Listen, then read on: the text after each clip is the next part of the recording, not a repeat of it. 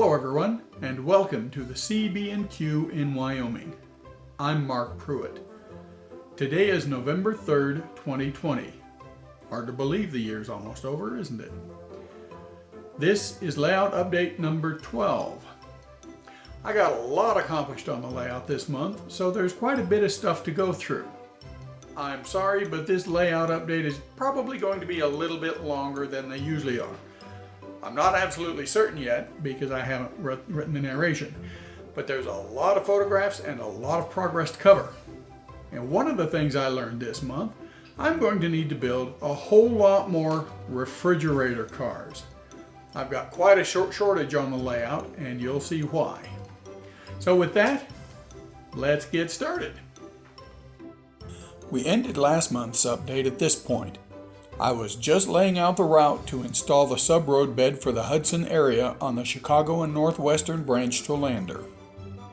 I got that finished on the 4th of the month and installed the plywood subroad bed. To state what's probably obvious, the wide plywood is for the area right around the Hudson Depot. After getting the subroad bed in, I immediately followed up with the cork road bed leading into Hudson. A couple days later, I began extending the track from behind Casper around the curve towards Hudson. I then laid the cork sheet for the Hudson area and got busy installing the ramp down from the curve onto the thinner cork in Hudson. Normally I do this only for the sidings and keep the main line at the higher elevation, but as this somewhat fuzzy prototype photo of the Hudson Depot from about 1915 shows, tracks in Hudson were all at the same level. The main track through Hudson was laid right after the ramp was complete. On the 9th of October, my wife and I drove over to Hudson, a distance of about 140 miles, to take some photos of the area that I would hopefully be able to use for a backdrop. This is Hudson and the area just east as shown on Google Maps satellite view. We wound up pulling off on Rendezvous Road just east of Hudson, stopping about where the red dot is. The yellow lines show the area I photographed with my cell phone camera set to panoramic mode. This is the best photo I came up with out of several tries, including some in locations closer to Riverton, about 20 miles northeast of Hudson. When I looked at this and the other shots after we got back home, I felt like the whole trip had been wasted. The distortion in all the panoramic photos was horrible. In the one you see here, the road at either side is the same straight road. You can see the distortion in the foreground, especially in the bottom center of the photo. Then it hit me. I didn't want the close foreground anyway. Maybe, with some heavy cropping of the photo, parts of it would be usable after all. So I loaded this very long photo into Microsoft Paint. Yes, I said Microsoft Paint, and cropped it to give me just what's in the dotted box in the center of the photo. Not a lot of distortion there, and the anachronistic elements like the modern highway and the stop ahead sign would not be in the final product. Not at all sure of what I was doing, I printed out the cropped photo on my Epson printer and taped it, all 13 pages of it, to the skyboard at Hudson to see how it looked. I placed a temporary station at Hudson for perspective. Not completely terrible. So next I posed a train on the tracks in the area. Well, this panoramic photo may be usable after all. I decided to take the next step and get a printer to print the whole thing out in one big roll. Once I had that up, I would know for sure. About the middle of the month, I was off to FedEx office a few miles from the house. Yes, they could print the entire image, all 130 plus inches of it, on one sheet on their large format printer. I had them print 3 copies side by side since the paper was 44 inches wide anyway. One of them would be reversed end for end so I could assemble them into one continuous backdrop that would be over 30 feet long. The next day I got the print back and unrolled it to check for any ink smears or light or heavy areas. This was a bit pricey, so I expected a perfect job. Sure enough, that's what I got. The prints were perfect through their entire length. I got a bit curious and laid a couple sheets of my home printed backdrop next to the one I paid for. The difference in detail and clarity was striking, to say the least. I was very pleased with my decision to have a print shop provide the image that would go on the layout. Next came the rather onerous task of cutting out the images. Trimming the bottoms was easy. It was a straight line. The top wasn't, however. I had to carefully cut away the sky in the images at the mountain and treetops in the distance. I had to press pretty hard with that X-Acto knife to cut cleanly through the heavy paper, and it took me 4 or 5 hours to clean up all 3 copies. My right hand index finger was numb for a week where it was pressing on that knife. But I got through it and eagerly, and temporarily, mounted the new backdrop behind Hudson to see how it looked. It looks really good. But wait, it's taller than the older one I had printed out myself. Maybe too tall. I posted some photos and asked for opinions from the members of the Model Railroad forums. Some liked the taller backdrop better, but some said they thought it was too tall. After looking at it for a few days, it just seemed that some of the lower parts of the backdrop were just a bit too far out of whack.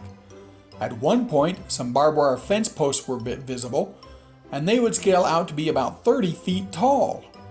So off came the backdrop, and I trimmed about 1.5 inches off the bottom.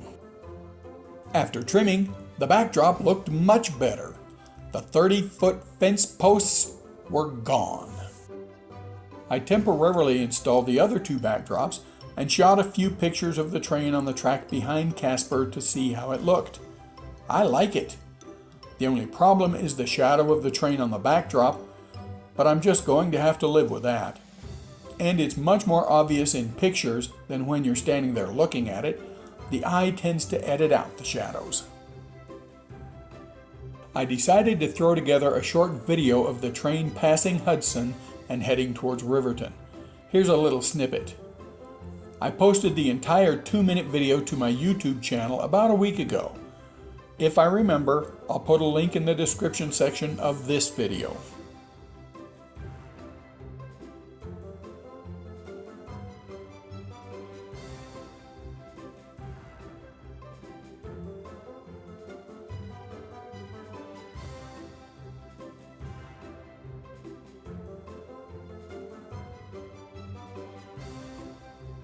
But hey, there's still a lot more to come this month.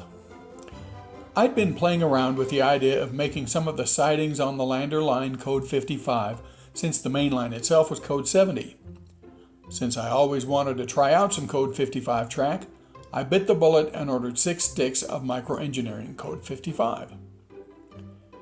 While I was fiddling around with the backdrop, I laid a stick of the small rail track next to the code 70 track in Hudson and took this photo. You can see some difference, but not as much as I thought. I guess once it's installed and ballasted, if you can call the stuff from that old photo ballast, it looks more like plain old dirt to me, then maybe the difference in rail size will be more apparent. We'll see.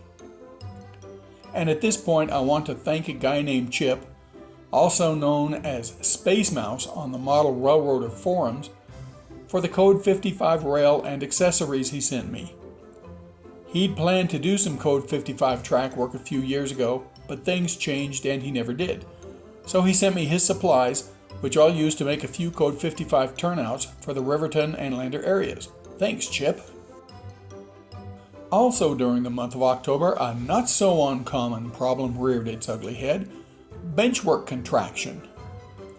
In moving Casper Yard from the relatively humid basement in New Jersey to the much drier air in my Casper basement, the benchwork shrank slightly and I wound up with a few turnouts like this one, bowing up. This was totally unexpected. It only took a few hours to correct all the spots like this, but what a waste of time. Another thing I started in October was converting my turnouts from switch stand operation to finger operation, which uses an over-center spring to hold the points in position. I read a few forum posts about converting turnouts to over-center spring operation and decided to give it a try. Hey, if the first one doesn't work, I can always stay with Caboose Industries ground throws, can't I? So off I went. The first step is to drill 2 small holes, one in the turnout throw bar and one in a nearby tie. On my fast tracks turnouts, the soldered tie near the points is perfect for this. The 2 red circles here highlight the 2 small holes. In my case, I drill them 0.031 inches to allow easy installation of a 0.025 inch diameter spring. I then bend the spring, you'll see a couple installed in a minute, and install them into the holes. I was kind of amazed how well it works and how easy it is to do the conversion. The spring doesn't have to be nearly as precisely fabricated as I was expecting. In fact, the most precision part of the whole process is drilling the 2 holes in line with each other when the points are midway between the stock rails, as in this photo. Here's a shot of 2 of the main turnouts in my Casper yard throat before I converted them. Each was set up with ground throws, one with the 202S, the low ground throw type most people use, and the other with one of the Caboose Industries tall switch stands. I don't know the number for that one. Here they are after the conversion. You can see the springs between the points in each turnout. I'll either paint the head block ties and throw bar where they were covered by the switch stands, or simply cut them off later. It took less than an hour to do both these turnouts, and they work great. I've converted 7 or 8 turnouts at this point, and will do 1 or 2 more at a time as the mood strikes until they're all done. Newly installed turnouts will be done as they're installed. About a week ago, a friend from the local train club came over and helped me permanently install the backdrops. They had been temporarily installed using green painter's tape. Permanent installation was done with wallpaper paste because it would allow for some slight adjustments as the backdrops were laid in place. The backdrops began curling up when I applied the paste, and I was afraid I just ruined about $100 worth of backdrop. But they flattened out just fine when I applied them to the skyboard. And that, finally, is it for backdrops. At least for this update. To borrow a line from some really annoying television commercials? But wait, there's more! Early in the month, I picked up a sheet of hardboard at Menards. I cut it into 5-inch wide strips and began installing it as fascia on the Lander benchwork. Here it is installed, but not yet painted. And just because this update isn't enough too long already, I shot a bit of video showing how I prepped and painted the fascia. I installed it unpainted first so that I wouldn't mar the paint by marking and drilling mounting holes. After that, I removed it one section at a time and painted it. I lightly sanded the side to be painted to rough up the surface a bit for the paint to stick. The finished side of hardboard is way too smooth and shiny for paint to stick well. I just worked my way down each 8-foot length of fascia, including very lightly sanding the cut edge that will be at the top. After sanding, I wiped the face down with a wet but not dripping cloth to remove the sanding dust.